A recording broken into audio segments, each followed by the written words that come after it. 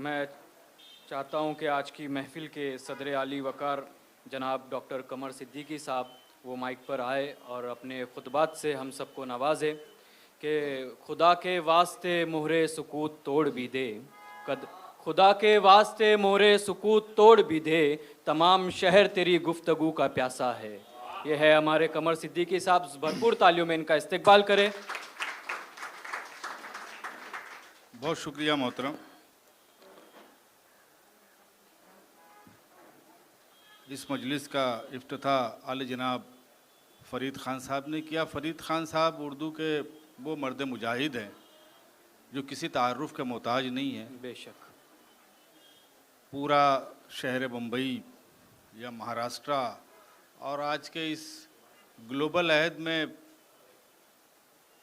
Internet के सहारे उर्दू कारवां को पूरी दुनिया तक ले गए, उर्दू के चराग की रोशनी पूरी दुनिया तक फैलाई। बड़ी मारूफ और बड़ी मोहतरम शख्सियत और बड़े शनासा चेहरे नज़र आ रहे हैं। खुशी इस बात की हुई कि नए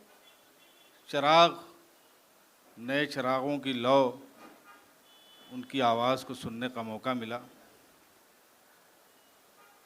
दो एक बातें ज़रूर कहूँगा, चूँकि वक्त का भी मसला है, लेकिन दो तीन बातें बहुत ज़रूरी हैं।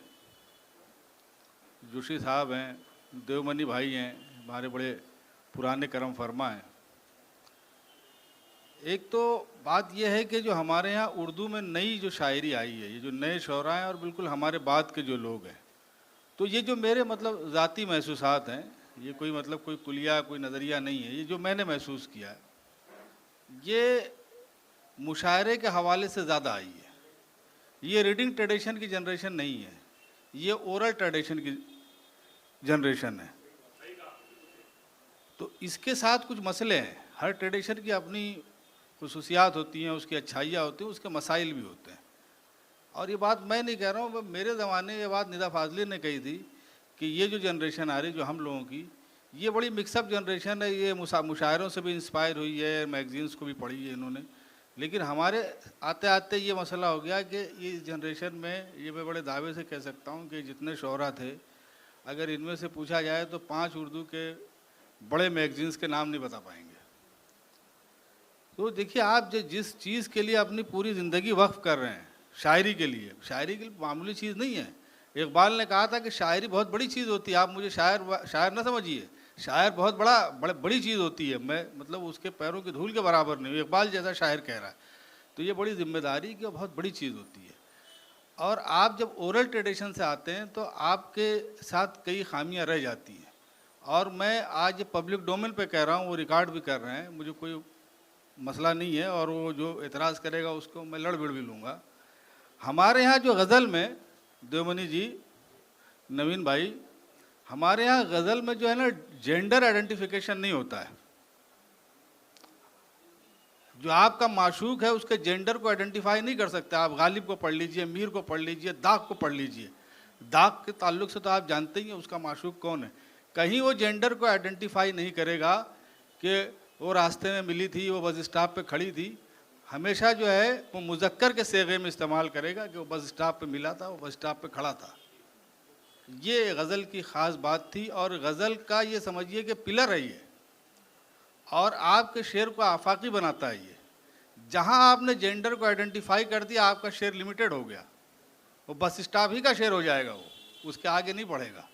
लेकिन जब आप जेंडर को आइडेंटिफाई नहीं करेंगे तो वो यूनिवर्सल हो जाएगा शेर। ये प्रॉब्लम खड़ा किया है आपके कुछ हमारे पड़ोस के शायर हैं, उन लोगों ने। तो देखिए, हर चीज़ अच्छी होती है, पड़ोसी अच्छे हों तो मतलब खुदा की बड़ी नेमत है। अगर पड़ोसी बुरे मिल जाएं तो ये समझिए कि ज़िंदगी अकारत हो जाती है। तो इसका ज़रा सा एहसास कीजिए। और आपसे मैं दरख्वास्त करूँगा कि हमारे ज़माने में किताबों की हुसूलियाबी बहुत मुश्किल थी। हम लोग, मैं सबब में रहता हूँ, तो सबब से किताबें उर्दू की ख़रीदने के लिए साउथ मुंबई आना पड़ता था। जितनी किताब उतना किराया। आपके ज़माने में तो ऐसा है कि आपकी एक क्लिक पे किताबें अवेलेबल हैं। रेख्ता जैसा हमारे संजू सराफ साहब, इतना बड़ा काम उन्होंने किया है कि आप एक क्लिक दबाइए, देवनागरी में पढ़ना है देवनागरी में पढ़िए, रोमन में पढ़ना है रोमन में पढ़िए, उर्दू में पढ़ना है उर्दू में पढ़िए। तो कम से कम आप अपने क्लासिक्स को पहचानिए। आप क्लासिक्स से नहीं जुड़ेंगे आप क्या देखिए, ख्यालात बहुत नादिर हैं और बहुत ओरिजिनल हैं।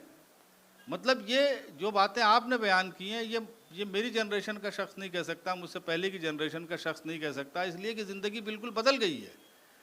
और ऐसी बातें हैं जो ज़िंदगी की सच्चाई को बिल्कुल आंखों के सामने ले आती हैं।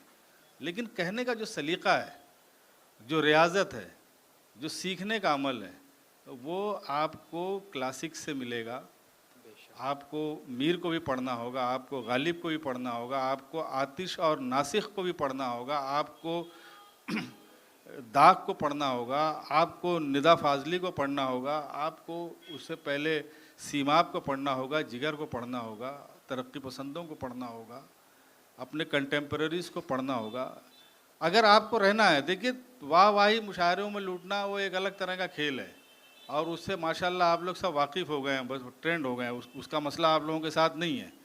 अब ये शायरी सच्ची कैसे बनेगी और जो आपने इतनी मेहनत की है, इतनी रियाजत की है, इसको एक लंबे अरसे तक ये अदब के प्रोसेस का हिस्सा कैसे रहेगी, इस पे सोचना है और इसके लिए मेहनत दरकार है। बहुत अच्छी शायरी की, बहुत अच्छे से प्रेजेंट किया, ये दो चीज़ें बहुत मायने रखती हैं। एक तो शेर अच्छा कहना और फिर उसको उतने ही अच्छे से प्रेजेंट करना। बहुत अच्छा लगा आप लोगों को, मुझे कुछ चीज़ें महसूस हुई वो मैंने आपकी खिदमत में पेश कर दिया। बहुत शुक्रिया।